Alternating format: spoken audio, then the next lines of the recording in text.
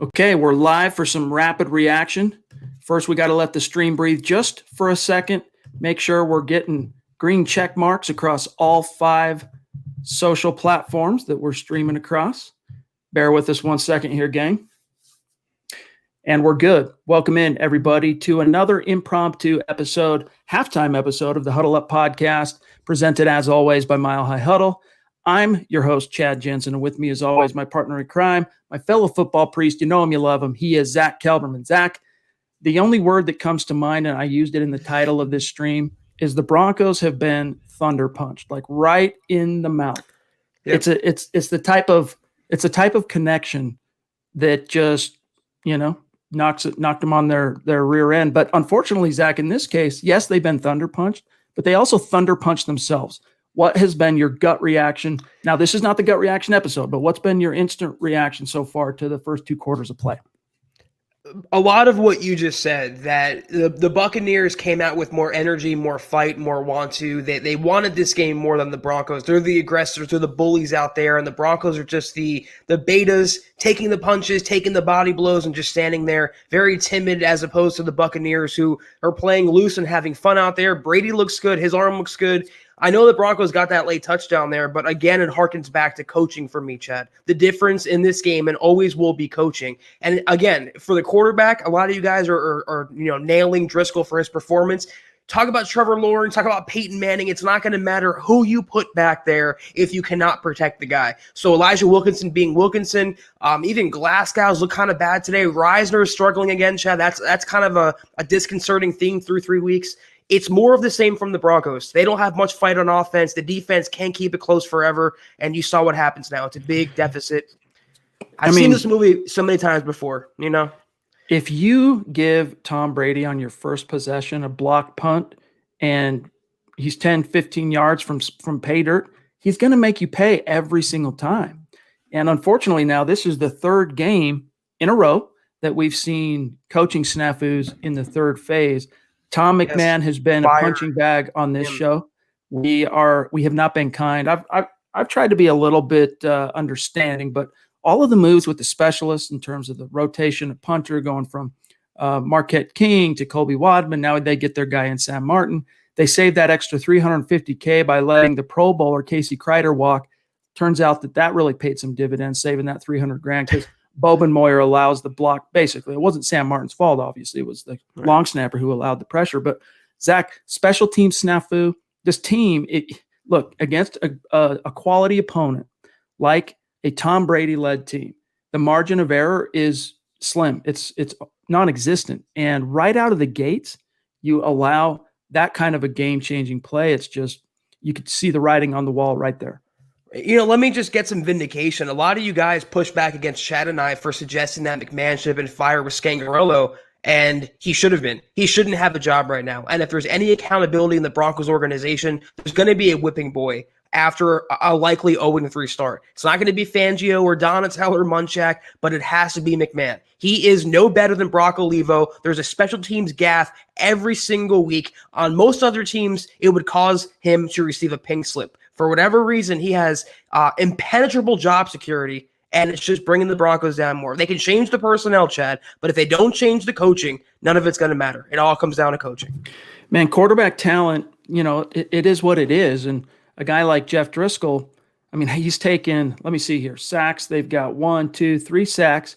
All of them were avoidable sacks, Zack. All 3 were avoidable. Now, that's not giving a pass to the offensive lineman who allowed the pressure. Yes, Ed, the team is very flat. Get your questions, get your comments. We'll help you exercise some demons. Any super chats, get them in the stream. We got about 10 minutes, and then we'll be signing off here, and we'll see you again for the gut reaction. But Zack, this quarterback, we had some hope because of his second half last week that Jeff Driskel might be able to, cook something up in this game against the Bucs. But man, his inexperience, and even John and I, Buona Beast, before we went live, we were talking about it here today. That, Pat Shurmur, his play calling to open up this game in the first quarter especially was lackluster, but you got to at least feel for the guy a little bit because he's a new coordinator, gets no OTAs, gets no preseason, and then the quarterback who got 90% of the reps throughout that entire time goes down in the second game. It's definitely a trial by fire right now for Pat Shurmur, and unfortunately, Zack, He's not stepping up to the plate. He's not rising above it, I guess is a better way to put it. But what was Shermer's excuse for the 4th and 1 shovel pass to the tight end, Chad? What's Shermer's excuse for the 3rd and 2 and 4th and 2 play calling? Yeah, it sucks losing your quarterback, and every team has injuries right now, but it's the same lackluster, vanilla, predictable play calling. It's run, pass, 3 and out. And he got dealt a bad hand, but I'm not giving pity on a guy who was a head coach and who's been a coordinator in the NFL for years now. You have to learn to adjust to what the opponent is giving you, what your quarterback is. Driscoll can do more with his legs, Chad, and you saw what happened. It worked once, and they go to the well too many times. He's been sacked now a couple on those bootlegs. It all comes down to coaching. You could tell that was a point of emphasis and all week during preparation. It's something we talked about on the podcast quite a bit last week, that they need to work in some, whether it's the boots, the RPOs, start utilizing more of Driscoll's mobility and see if you can make some magic. And, they picked up a few positive yards with his legs today, but unfortunately that mindset that he has that I can evade any rusher, guess what, dude? This is the NFL. I mean, this isn't even the SEC. Mundungus, Mike Clark jumping in. Appreciate the super, my friend. The Broncos Wizard says, I don't care what anyone says. Instead of Hamler or Alberto or Michael O, we should have drafted a tackle. Look, we like Hamler as much as the next guy. We really do.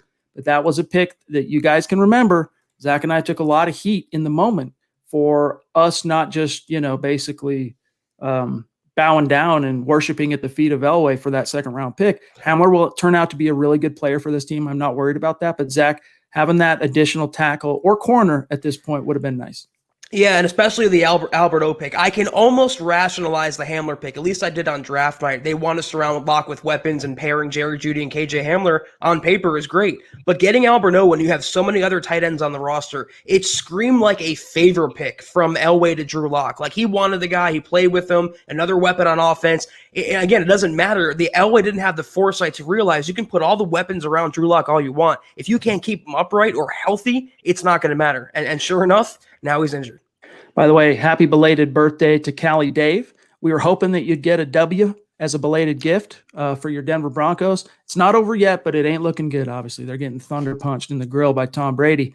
Appreciate you. He says, yeah, team body language, not good. Lots of hanging of heads. And, Zach, that was something that we knew the Broncos were going to have to try and forestall because, as Elway said, in between his hiring of Vic Fangio and after the firing of Vance Joseph, he recognized when the Broncos would take on this kind at the first sign of adversity, here we go again type mentality. They'd drop their eyes, they'd slump their shoulders, and then it would just snowball. And that's how it feels early. Although, tip your cap to them. They've rallied back and put 10 points on the board. I really didn't see that coming, which again is, I think, a testament to some of the talent that this team has. And also tip your cap, Zach, to Brandon McManus for connecting on a 50-plus yarder. Didn't see that one coming.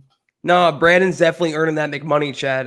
In terms of the Broncos' energy out there, it's a reflection of their coaching, and it's a reflection of their leadership. And the tough guy, old school, stubborn act really grows old if you don't win. And that's exactly what's happened with Fangio. He's got on this guys. He has longer than normal practices. He's really this gruff, ornery guy. And that's all well and good when you're Belichick and you're stacking wins. When you're losing and you don't have any accountability or responsibility for your own flaws, the players are going to lose that message real fast. And it looked like before that touchdown, the team just quit. They gave up. On that last Buccaneer score, when Fournette or Jones, I can't remember, just drove the pile 10 yards. It's just, you saw that in the Vance Joseph days. And I thought at least with Fangio, we wouldn't see that give up. But that's what it screamed to me. I'm not saying they did it, but it looked like they did, waving the white flag. You can tell they're battling that emotion right now. And it's a good sign that they were able to put a touchdown on the board right before the half.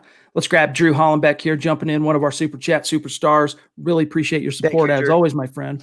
And to Drew and to all of you, we hope you'll join us as well for the gut reaction after the game, because Zach and I will be able to let our hair down and really analyze this game. But Drew says, we need to find somebody to cover a tight end. The defense looked like it gave up at the end of the half. Agreed. We just hit on that too. Play calling is all over the place. Wilkinson, right tackle, of course, is being Wilkinson. I'm quickly losing faith in Fangio. It's hard not to feel that way, because it's one thing, Zach, to have a bad string of luck and lose a bunch of star players within a 2-week window of time. I mean, who could have foreseen that? Who could have seen that coming? But that first quarter and a half of this game, this was coaching, dude. This was just bad preparation. Obviously, the execution not good, that block punt, but it all trickles back to coaching. And I don't blame any fan right now who's really grasping at straws, trying to find reasons to continue to believe in Fangio, despite this bad hand he's been dealt. I mean, his calling card is defensive coaching, and the defense looks like, I mean, they just give up yards and touchdowns. They can't cover, they can't tackle. So if that's the one thing he brings to the table, then how is Fangio? I'm just throwing this out there. How is he much of an upgrade on VJ? If the team is now quitting on him, he keeps the games a little closer. How is he much of an upgrade? Drew, I liked what you tweeted at me. You said, remember when the Broncos got Mark Barron? He was supposed to be the inside linebacker who's going to cover tight ends, be that solution. He hasn't played one snap for Denver yet. If they would have just drafted better and got a pure inside linebacker who can cover and put an end to this, would have changed things, Chad. All right, let's rapid fire through these remaining super chats and comments here because we're running out of time. Mundungus jumping back in. Whoa, it was Michael Clark. Now it's Mundungus. I'm confused, my friend. Anyway, the Broncos Wizard says, who can we get that will help us get any sort of pass rush at all? Aside from Vaughn, that's obvious.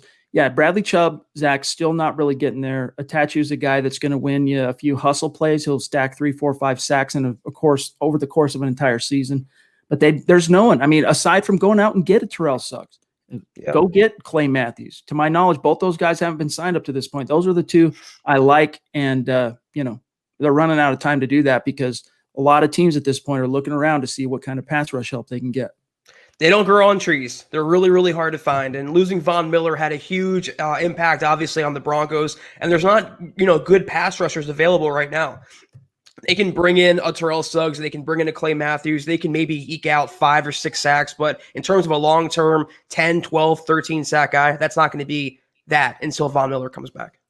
And he might come back in December, but we can't count on it. And if this team's not competitive come December, there's going to be no point to get him back out there. Craig Patterson jumping in. Appreciate you, Craig. Thank you. He said, $10 super chat. He says, the offense looks bad and the play calling is pathetic, but I cannot fully express my disappointment in this defense. Yeah, I mean, the one thing you got to keep in mind, too, is Tom Brady, man. He knows how to pick on a weakness. He knows how to exploit a weakness, and they've been doing that thus far, including that first touchdown they scored. Michael Ojemudia, wrap up, dude. Don't just go try and lay the hit, especially when you're on the edge and you're that close to the goal line. Wrap up, because if you'd have wrapped up, he wouldn't have been able to extend his arms, and here we are.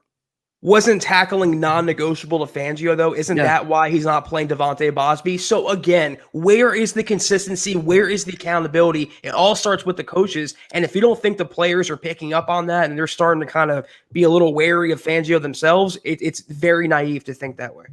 Mundungus, I got to credit the Thunder Punch from the guy calling the game right now. Mark Schlereth is where I picked up on Thunder Punch. He's been great many moons ago.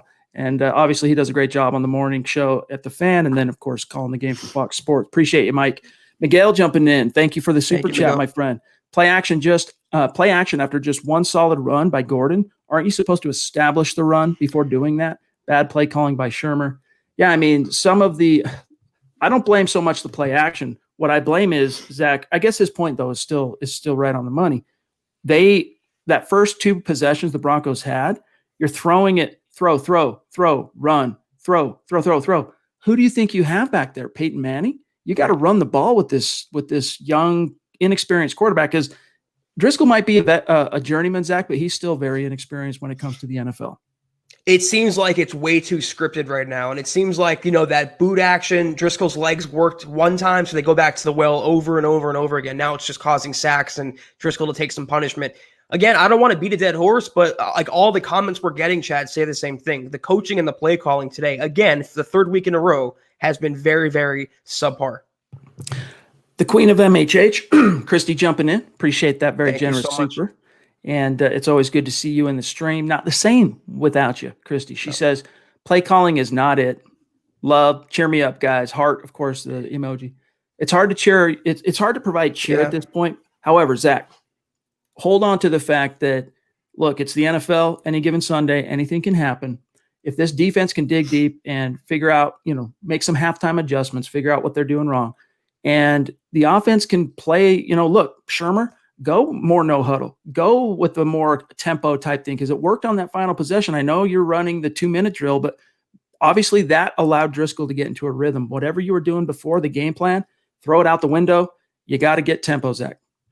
Yeah, I don't know much to say right now to cheer you up. I would say that we have the Jets next. I think that's kind of a bronze lining here. They're pretty terrible as well, and that's a nationally televised game. And also, if you're a Blake Bortles fan, at this rate, we're going to see Bortles before we see Drew Lock back in the lineup. Other than that, Chad, I'm not going to deceive the audience or kind of lie. I don't see much silver lining right now. I don't see many positives. Let's see how the second half plays out, but it's very uninspiring football, to say the least, right now. Oh, yes, indeed, Mike. Mundungus jumping in with the super chat. Thank you for the reminder. Just Very got cool. the DM from Duke right before the game that he is the proud new grandpa of a baby girl.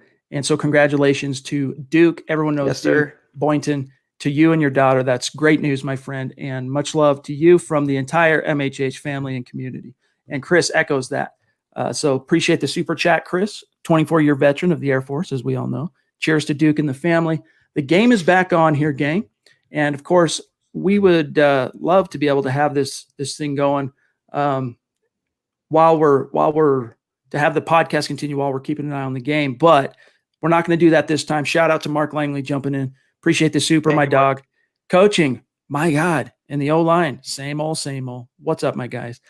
Amen, my friend. And it's good to see you, by the way, Mark. It's been feels like it's been a minute. Good to hear from you. Good to see you.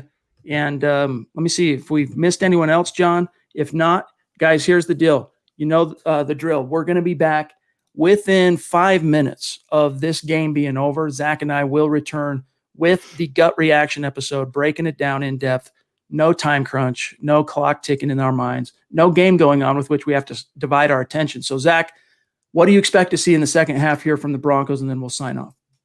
A lot of throwing. They're going to have to make up the deficit. I hope we see a lot of targets to Noah Fant, Jerry Jeudy, KJ Hamler. Let's get the young nucleus involved. Tim Patrick looks good as well. Let's see if Jeff Driskel can keep the Broncos competitive. The Broncos defense can make plays. I don't know, Chad. I'm keeping it realistic, but also cautiously optimistic for the rest of the game today.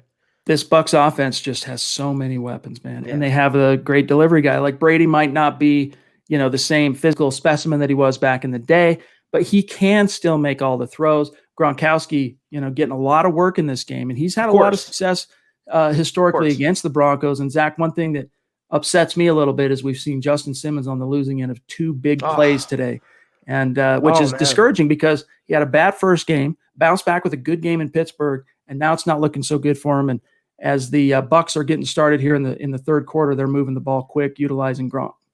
Yeah, Justin Simmons, another not good game for him. And I was one who was, kind of panning Elway for not signing him, but Elway's looking like he made the right decision, not plunking down $15, $16 million a year. And you know what? On his franchise tag, he seems like he's overpaid. He's nothing more than an average safety through 3 games. And to watch Josie Jewell in coverage almost every Snapchat is nauseating. I cannot wait to the Broncos finally have an inside linebacker that can cover. It's painful.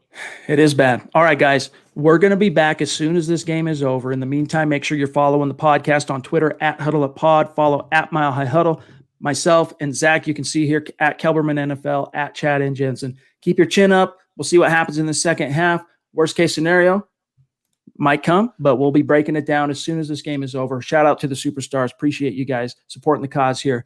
And we'll talk to you here in about an hour and some change. Zach, we'll see how it goes for Zach. I'm Chad. We'll talk to you in just a little bit.